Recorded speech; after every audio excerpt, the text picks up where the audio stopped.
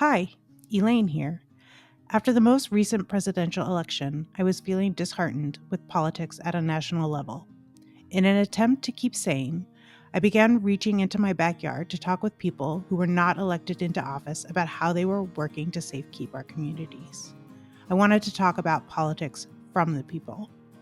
Now, with We Have Action, an indivisible group based in Arlington, Virginia, I'm bringing those conversations to you.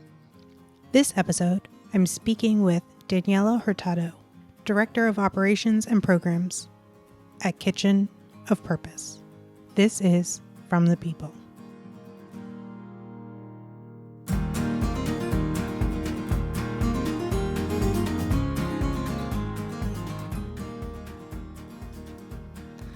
All right, Daniela, thank you so much for talking with me today. My pleasure. I'm really happy to be here.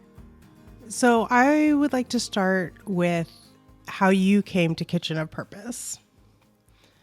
Well, I was already working in the nonprofit sector. I was actually with DC Central Kitchen, a similar or a sister nonprofit, I should say, that works fighting hunger.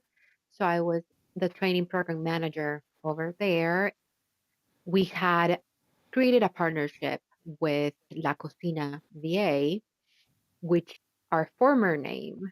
Uh, they were, La Cocina VA was just starting, and DC Central Kitchen had sold a package to La Cocina to get their culinary program started. So I met the CEO because I was assigned to help them work with the curriculum and coach them through the process. So that's how I met the CEO, and then the CEO, Patricia, we started, having regular chats and talking about the organization and how they were developing La Cocina VA. And years went by and we remained in touch. And one day she said, "Why don't you come work with me?" And I said, "You know what? Let me think about it." I was very it had been about 3 years that I had been 3 to 4 years that I had been with DC Central Kitchen, and I was like, I've been doing this for the DC community. And now let me try it with the Latino community because La Cocina was designed to train Latinos and in culinary arts, and the training was 100% in Spanish. So it was the only training in Spanish in the area. And I took the job, and that's how it all started. La Cocina was operating out of the basement of a church in Arlington, Virginia, and it was targeting Latino, the Spanish speaking Latino. So at one point we said, you know what, the program has a really big demand from other communities as well in Arlington.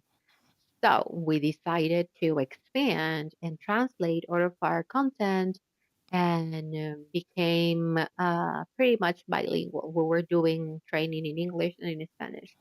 So we did that for a bit, and then coincidentally, we started a capital campaign to leave the basement of the church and actually have our own place, and that happened all through the pandemic.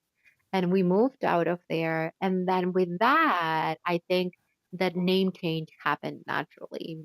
So from being La Cocina, we became Kitchen of Purpose, a name Mm, that reflects our diversity and all the countries I think that we work with, and the people that come to our trainings. Yeah, it's very diverse. So I think yeah. Kitchen of Purpose is a better reflection of the work that we're doing. Let me just ask about that because it sounds like part of the reason that you made the switch yourself was to work with the Latino community. Can I ask why that was important to you at the beginning?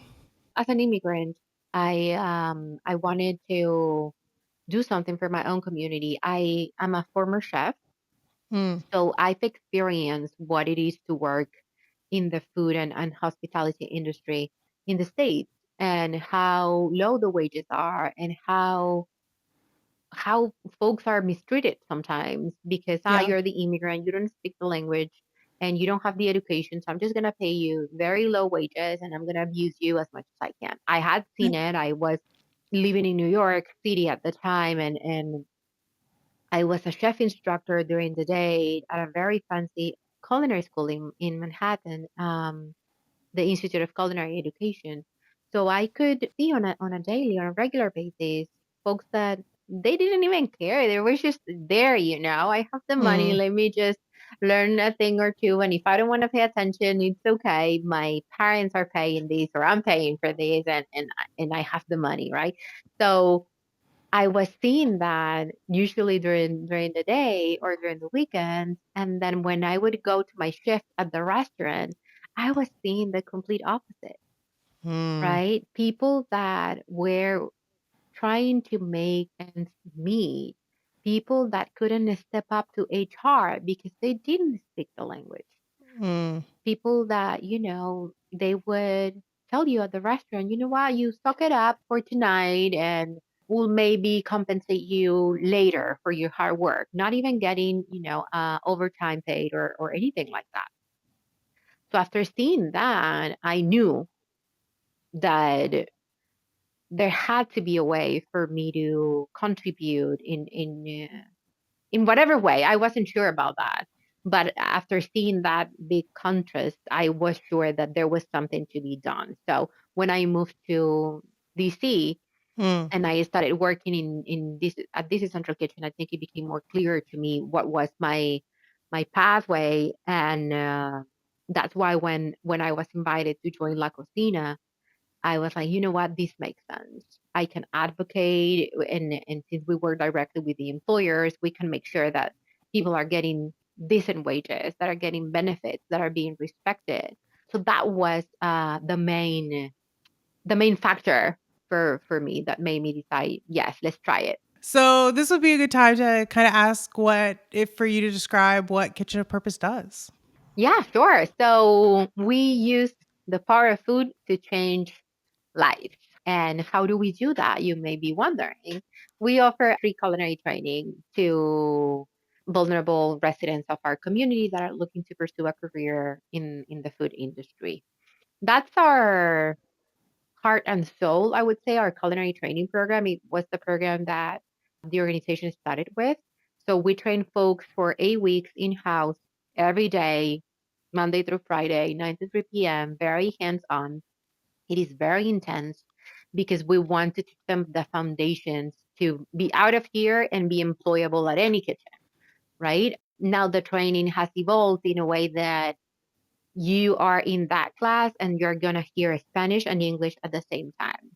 So Mm. our instructors are bilingual. So as the class moves along, you'll hear both languages all day, which can be great because you know that in the kitchen is not odd for you to see a lot of Spanish speaking folks. So my I call them my chefs, but the students that do not speak Spanish can pick up a few words and vice versa, right? So that's our core program. And then we have our barista and bartending training program that targets front of house. That's the terminology. Back of house for the cooks, front of house for everybody that works on the floor, right, in the dining room. So we do that training also. Then we have a food lab, which is a program that welcomes aspiring entrepreneurs in the area that are not sure on how to start their own food business, that have been maybe cooking for a while, but don't know how to make profit out of it. So we work with them. We also have a shared kitchen or a kitchen incubator, like some like to call it, that welcomes low income entrepreneurs in the area. We have super affordable rates so people can come, rent a space, rent a station, produce whatever they need to produce, and then they take off.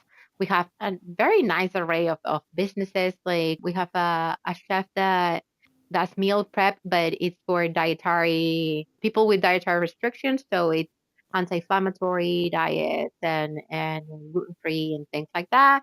Then we have another chef that just does meal prep, another one that sells salteñas at a farmer's market. We have an ice cream company, bagels. So it's beautiful to see. And we do also food assistance. So we partner with the community. We bring healthy snacks for after school programs or to shelters and affordable housing buildings. So we do a little bit of everything, but everything is rooted in food.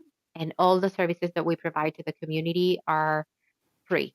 Nobody ever needs to worry about paying back to kitchen of purpose. So powerful that you guys take the power of food and kind of transform it um, into something that transforms lives. So it's interesting to me because the focus is on food and education, and these are foundational aspects of a community. I was wondering if you could speak a little to that. I mean, that's our goal, right? Our goal is to empower the community through the power of food. As chefs, our CEO is also a former chef. So as chefs here, I think our approach is balancing out like the importance of food and how food can really transform lives and an entire community, like you're saying, right? We're providing that space where everything that wherever you look, like literally you come here and wherever you look, food is at the center of it. It's at the Yes. core of everything that we do. And it is so relevant not only to feed your body, but also your career and your spirit, right? So yeah, I get very passionate about this topic because it's something that I really care about, and I think everybody that is part of the team is very in touch with the purpose that we come every day to fulfill.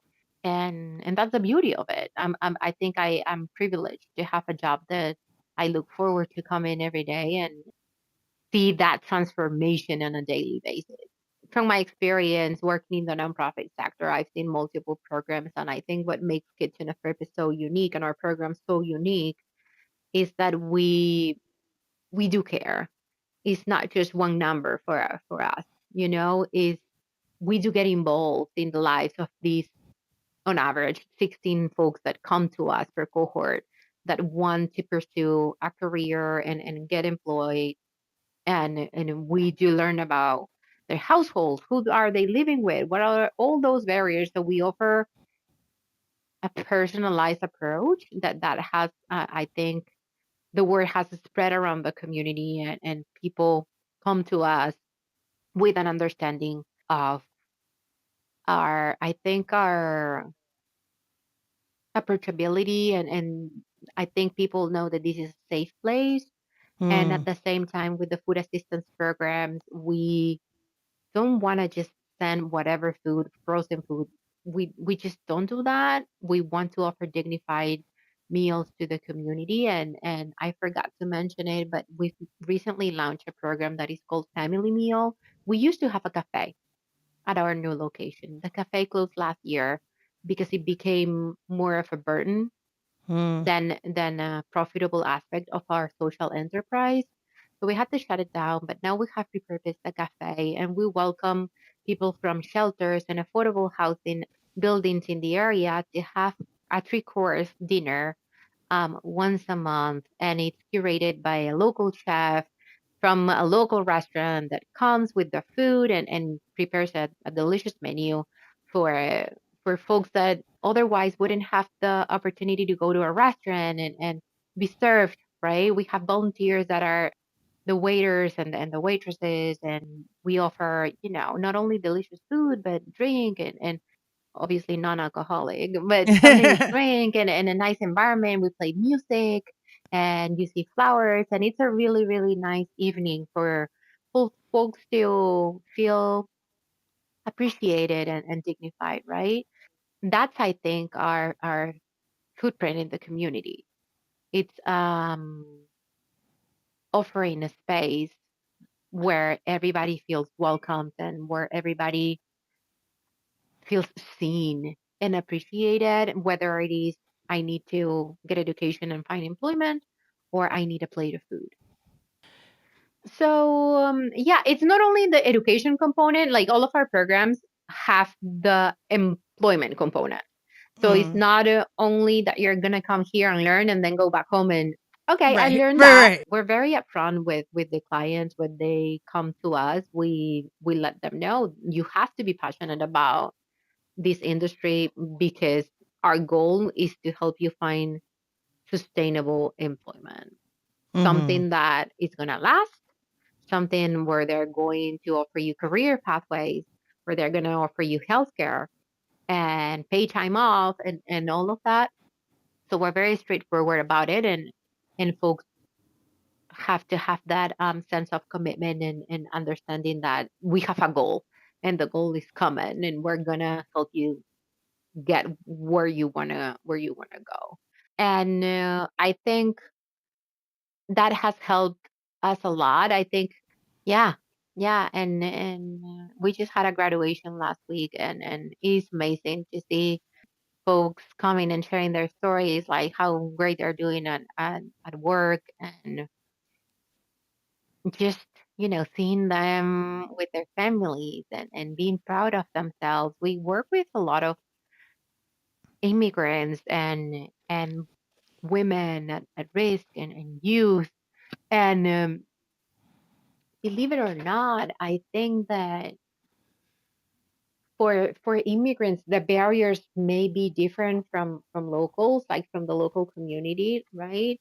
When you're an immigrant, you come here with different expectations and you find a lot of barriers if you're not truly prepared.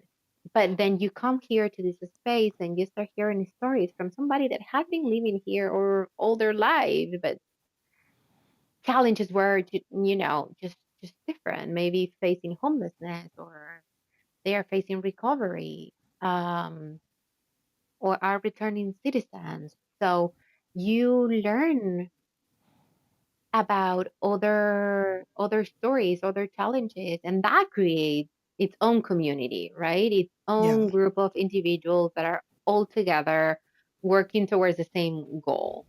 Like People who are getting different, but with similar with things that they find in common. Yeah. right. They may not speak the same language, but in that kitchen, everybody speaks food, you know? Yeah. So it's a beautiful thing to see. And Yeah. this area is so diverse. We're in Columbia Pike in Arlington, and the Pike, you see people from all Yes. over the globe. So yeah, it's great to see. Yeah. And can I ask why it was important to reach out to a diverse community? It was important because we saw the need. Arlington is, I think, a melting pot, and you see, I don't know if you've ever been around Arlington. Mm, You are on one side of the street, and it's wealthy people, and then you cross the street and then you see they may be struggling. So the area and the need, people knocking on our door and asking, "Hi, but don't you do it in English?" And we were like, "No, not at this time." So we were getting a lot of inquiries, and not only from the people, but also other organizations in the area. Like, can I refer my client to you? And mm. yeah, no, we're focusing in Spanish right now. So all of those components made us decide and understand that there's a greater need here. Let's do our what we can to meet that need. So if people want to reach out or help or whatever, how can they reach you? You can find us on social media at Kitchen of Purpose. We're on Instagram, Facebook, and you can visit our website, kitchenofpurpose.org. And we're located in Arlington, Virginia. You just Google map us. And in our website, you can find information about our programs, everything that we're doing, and how you can support our mission to change lives using the power of food. And if you want to have a more detailed conversation, you can always shoot us an email, info@kitchenofpurpose.org. And we're going to do our best to answer questions and guide you through the process in case you want to donate to our programs. There are many ways. We also work with volunteers. So if anybody is interested in donating time, people is more than welcome to do that. You can send an email to volunteer@kitchenofpurpose.org. Awesome.